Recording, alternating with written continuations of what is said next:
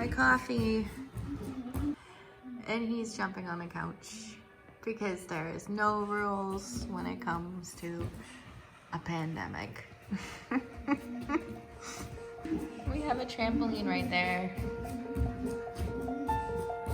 The biggest concern people had was this whole thing about their kids being out of their routine, right? And that affects a lot of our families differently.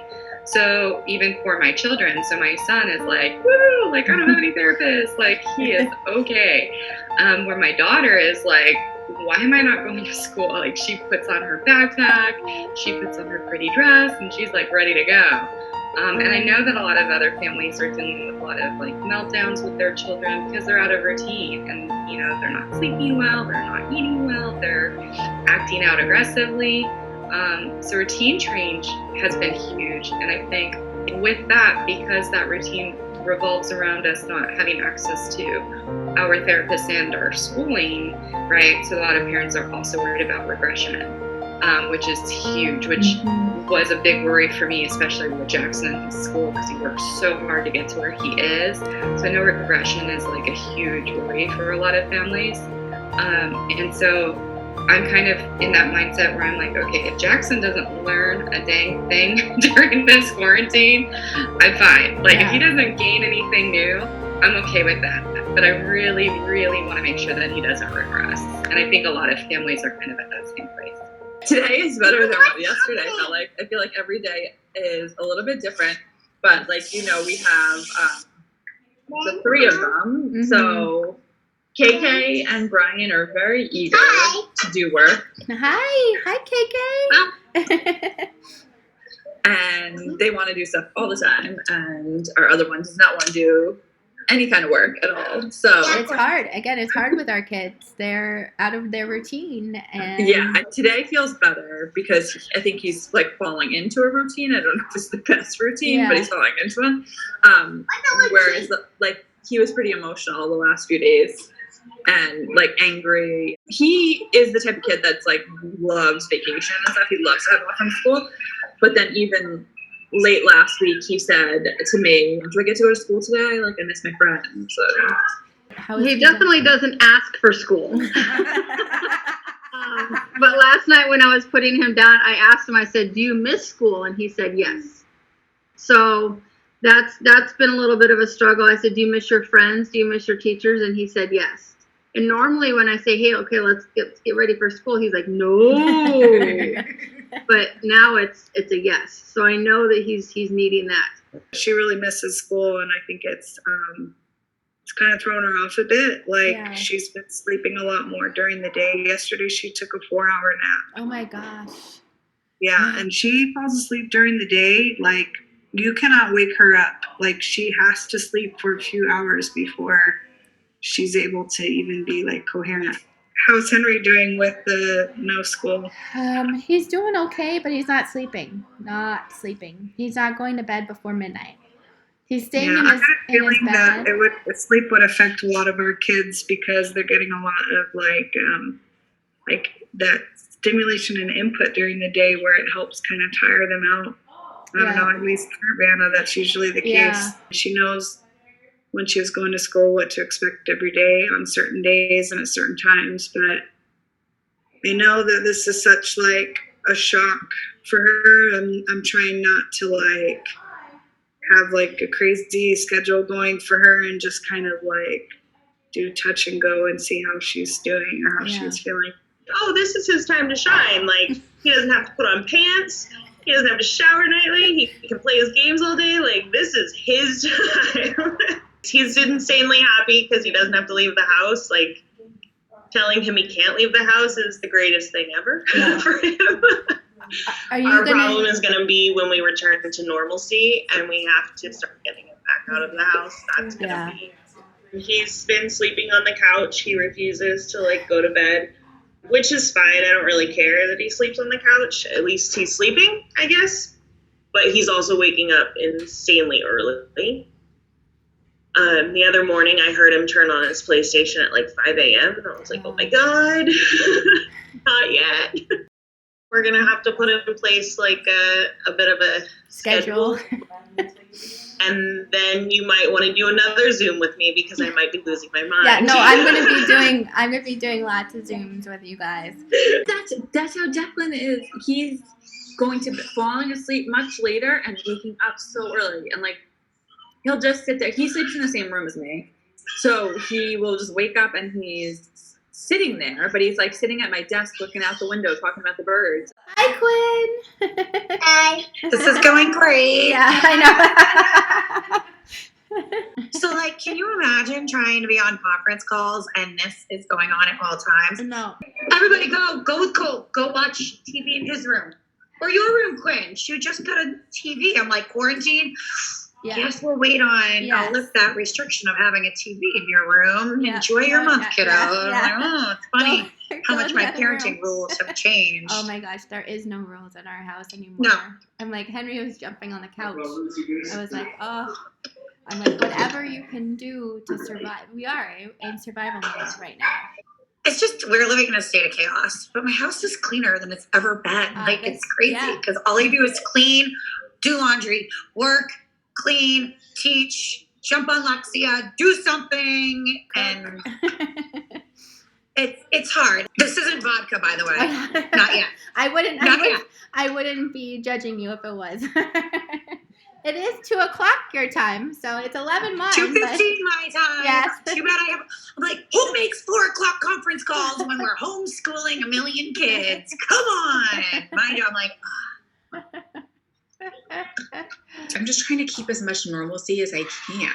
I mean, he just doesn't fully understand, like, that everything is, like, closed. He'll say something like, well, or what are we doing this weekend? How come we're not going here? Or even said something about church. I'm like, church isn't open. Like, everything is closed. He's like, everything? And, like, he's just not understanding, like, you know, I know. You can't go anywhere and do anything. And we're not going anywhere. Like I said, we've literally gone to dance and back. And that's the only place that he's gone. And I don't know. I mean, I think he's kind of like enjoying a little bit of just having a lot of freedom of just playing and riding his bike. And I mean, I knew our lives were like go, go, go. But like, you don't really realize that until you are like forced to stop. You're like, holy cow. We were living on a hamster wheel, just like constantly going. So it's been a bit of like a reality, a bit of reality check for us. But Maria, I think, misses her routine and her friends a little bit more. I think for Jackson, you know, he's had constant therapy for 5 years. And so it's been like the first break that he's ever had. So he's like, he's like having his best life right now. So, you know, but we're just letting him enjoy it and relax and watch TV and play with your iPad. Yeah. And, you know, yeah. I mean, if it's 2 weeks, it's 2 months, it's whatever it is, you know, and they'll get back on their track and be fine eventually. Yeah. It's getting through that point, right? Yeah. Right. Well, and getting through in one piece without like, adding anxiety to him or to her, and it's just like, we're just gonna treat this as free time, you know. He's actually doing better than I thought he would. His behavior's no different than it was. Yeah. So, like, mood-wise, he's fine. He's happy and kind of normal. I think he's just happy to not be working every day. Kind of thinks it's like one really oddly long vacation. Yes.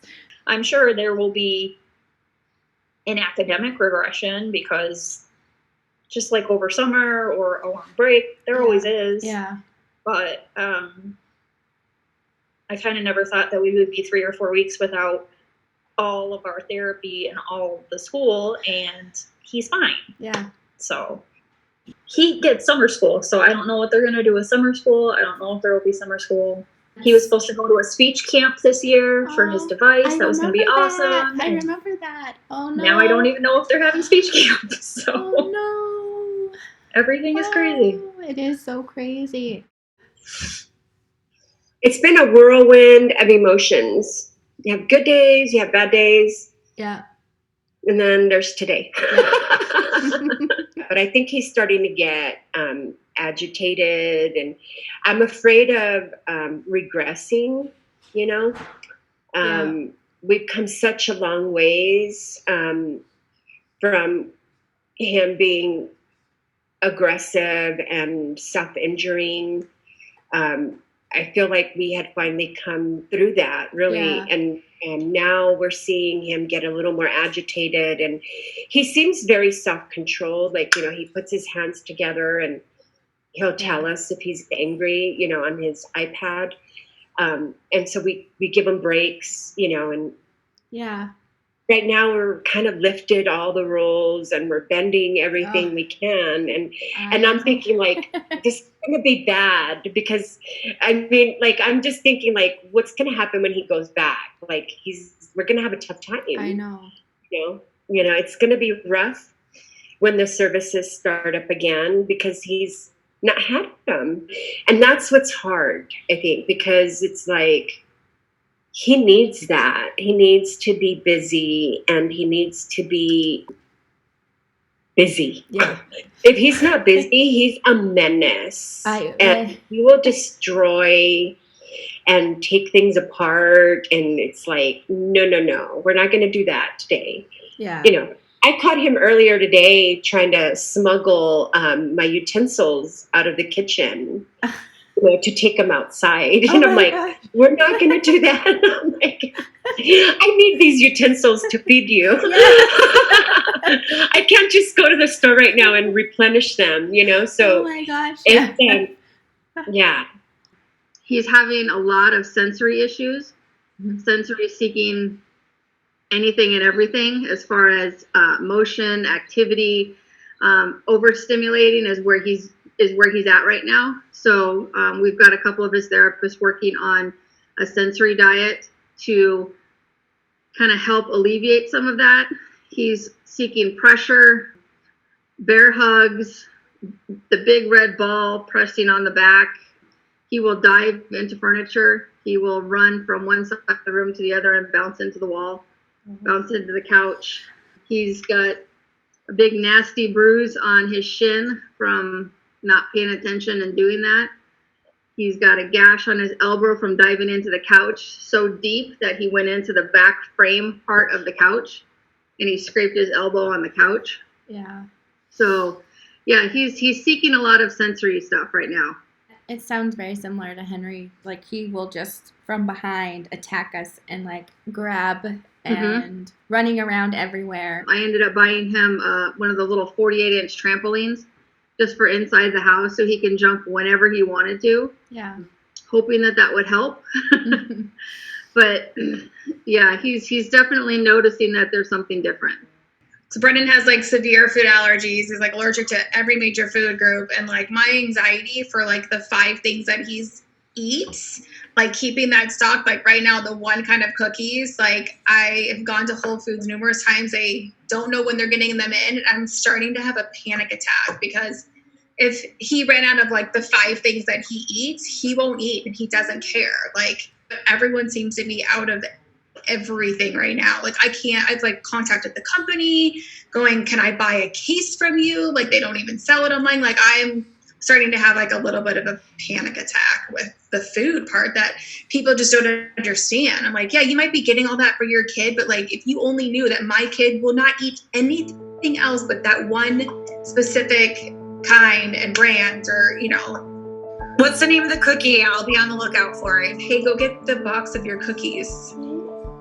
Yeah, I've like contacted take the company. A picture, so I can look here. We're in the same boat with the food. Declan only eats 2 foods right now. He only eats eggs and fruit snacks. And eggs are really hard to get right now. And so my husband had been following all of this, and he knew that it was coming. So he started stocking up on stuff before he bought a freezer, everything, because he was eating Van's gluten-free waffles at the time. And now with the stress of everything, when things get stressful for Declan, he will like self-limit even more. So now, like I said, we're only on the 2 foods, and I can tell he's getting sick of eggs. Like, you can only eat eggs so much before you're like, you want a different taste. So it's really hard, because at school he will eat certain foods, like nothing very good, but Jell-O and yogurt, and he won't eat those at home. I think that people don't understand the fear that comes along with a situation like this, and a child who is on the spectrum and either self-limiting with food or not able to get services. Just being a parent in this situation is stressful, and then never mind you add these other challenges on top of it. It's very isolating and scary and stressful. Caleb only will eat Cheetos and Great Value vanilla wafers. Oh my gosh. Yeah, so I look like a crazy woman at the store buying. I didn't buy all the bags, but I bought the majority. I think I left 2 on the shelf. Yeah. Because I have to. We go through a bag and a box of Great Value vanilla wafers, which are different than Nabisco vanilla wafers, and any kind of Cheetos he'll eat, and then Great Value graham crackers. People just don't understand what our kids go through with this. Positives, and I never knew that it would have to take a pandemic, but he's eating new foods. Yay! So that's a big plus. I mean, you know, he's eating my hamburgers that I make at home. He would have never, you know. He ate bruschetta the other day, and I thought, you know, when I was making it, you know, I said, hey, Sammy. Sammy comes around, and he's very, you know, he's very nosy. He loves to know what's going on. Yeah. And I said, hey, buddy, you want some? And he kind of looked at it and was like, and Scott was like, oh, he's not going to eat that. And I'm like, oh, watch me. Now I've got to prove it to you. And I'm like, hey, Sammy, take a bite, buddy. And he's like, he took a bite. Nice. And Scott's eyes were like, what? It's a confusing time. It's confusing even for me. Yeah. I don't know what's going on, and my routine has been turned upside down, and day to day I don't really know what to expect. And so again, I just imagine being a child with autism and how that must feel to them, and then suddenly to get thrown back into everything before is going to be confusing as well. I think one thing we know about every child with autism is they just have this huge capacity to be resilient and learn and get back into it. So I think that in a lot of ways we're going to see some really cool things happen too. As we feel depleted now from the stress of the situation, this is what our kids are feeling all the time. And maybe if they want to relate more to an autistic kid, it is understanding how this feels to them now is what our kids feel all the time. Yeah. And maybe how we are trying to be kind and caring and more compassionate to our neighbors because they're under stress, that's how they need to be all the time with our kids. They're always at this level of stress, and that maybe the next time you interact with someone, you'll give them a little bit of a pass and just be kind and caring and compassionate, because I can't imagine running around with this stress level all the time. 1 in 4 Americans have a disability, right? It's prevalent here.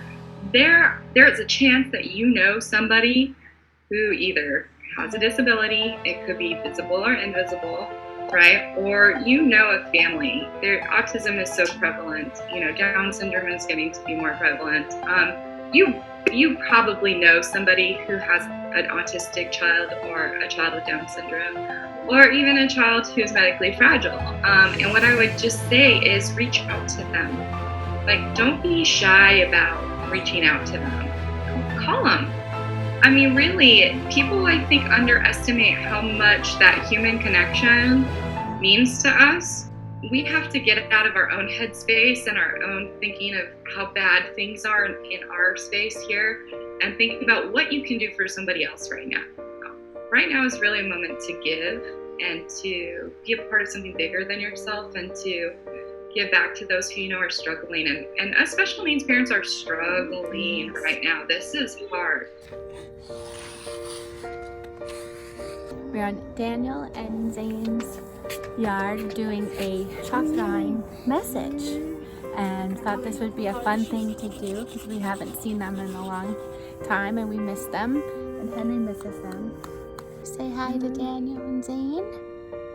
Say hi. Hey, look. Henry, say hi, Daniel. Hi, Zane. Can you say hi? Hey, look. Say hi. Hi. Yeah, good job.